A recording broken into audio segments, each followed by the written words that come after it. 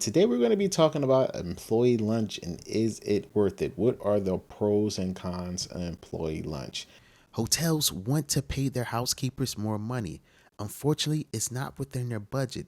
Now, you can pay your housekeepers more money with We Tip Hotels. More and more guests don't carry cash. We Tip Hotels allow your guests to leave housekeepers a tip with a credit card. Make your guests and housekeepers happy with credit card tips. For more information, visit WeTipHotels.com. Hey, what's going on? You know who it is. It's Bruce Jordan, and thank you for tuning into another episode of Hotel Revenue Magic. This has been a topic, especially what's going on. You know, a lot of our P&Ls is suffering, and we want to make sure that our employees that we show that we appreciate our employees. But we don't know if we can afford it. So let's get down to the nicks and crannies and figure out the pros and cons of an employee lunch. So pro number one is that it's an additional benefit that helps with employee retention. You know, and lunches are and food is a big cost. You know, we all see it across the board. So, you know, if we're able to do anything to help reduce our staff expenses, then of course it make them want to stay there long because they don't have to worry about paying lunch. So that's definitely one benefit and one pro.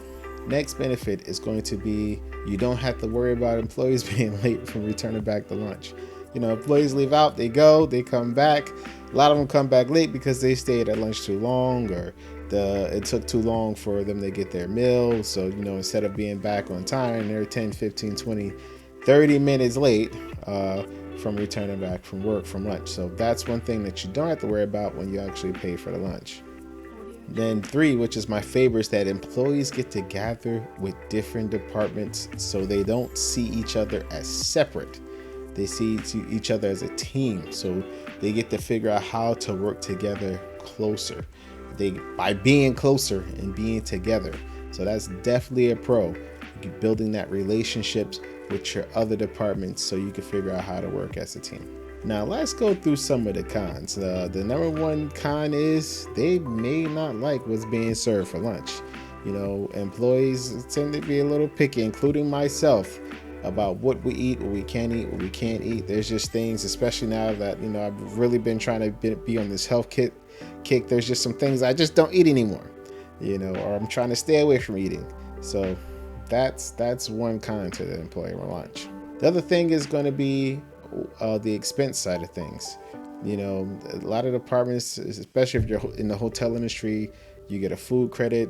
A lot of F&B managers and directors and a lot of chefs feel like the food credit isn't enough. Like their food costs are too high and they want more credit. So that's going to be a downside. That's definitely going to be a con when it comes to employee lunch. And three, and most important, the costs may be too high for your company to bear. We love our employees. We want to show them how much we care about them. But there's just some things that we just can't afford, or we have to figure out how we're going to be able to afford it. So these are, you know, just some of the cons that we have to consider when we're considering employee lunch. I want to know what you do and what you think will work and benefit all of us on every level. So you know what to do. Let's make that happen. And again, thanks for tuning in another episode of Hotel Revenue Magic. And you know what we're here to do. We're here to make your revenues rise up once again.